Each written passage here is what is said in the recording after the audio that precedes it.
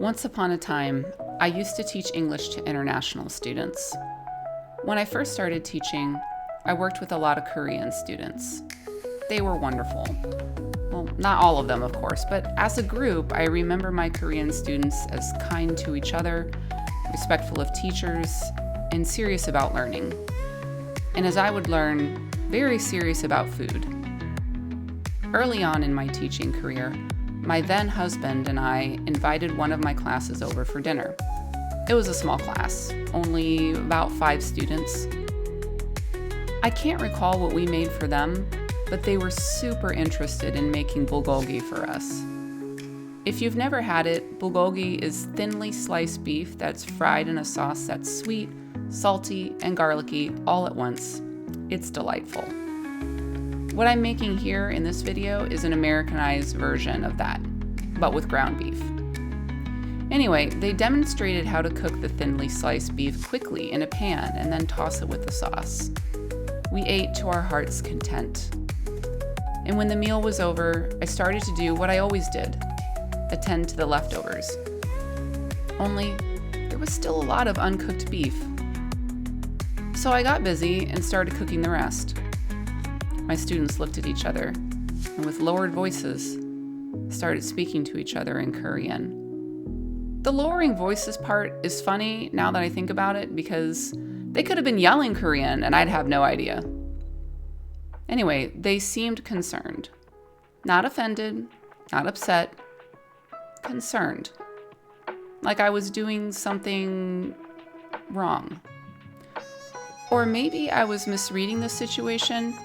Maybe they were going to sweetly, as a group, ask me for more time to write their first draft of their essays.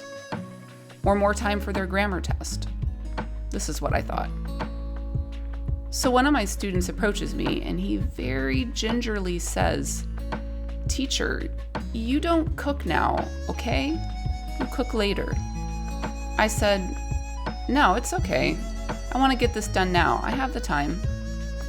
He looked back at his fellow Koreans, and their expressions were blank, as if they were out of ideas. Now I was really confused. What was going on? Ah well, back to cooking, I thought. My students didn't give up. "Teacher," he said, "if you cook now, it will not be tasty?"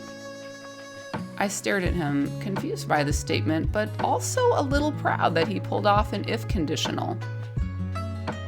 "Delicious?" He provided another word. I looked at the meat. Looked pretty delicious to me. "If you cook later, it will be delicious-er." I looked at him. "More delicious?" I said finally, "It's better when cooked fresh?" At this, the other silent 4 students gushed, "Yes, fresh, teacher. Cook it fresh." Wow, this was really important to them. I relented and put the rest of the meat in the fridge. They seemed tremendously pleased at having straddled the precarious line between preserving the integrity of a traditional Korean dish and gently advising an authority figure to take a different action. And they used a conditional statement. An English teacher couldn't be more proud. Think you can do it? Yeah. So let her go. You make sure that it's all brown. So like you gotta get rid of all this red stuff. That's true. By cooking it, you know? Mm-hmm. Or else like you could food poison your family. And it should look like it's exploding. And then we get to pour the sizzling hot meat into the bowl. No, we're draining the grease off. Oh, draining the grease out of the meat. Yeah? And then we will put the grease in the fridge to make eggs. We will not. Oh, that's for bacon. Oh. There we go. And now we got just the meat and the grease is in a bowl over here. And the meat and the grease and the meat and the grease and the grease meat. Woo, woo. I'm on it. This is my videographer and in it should training. look like a volcano.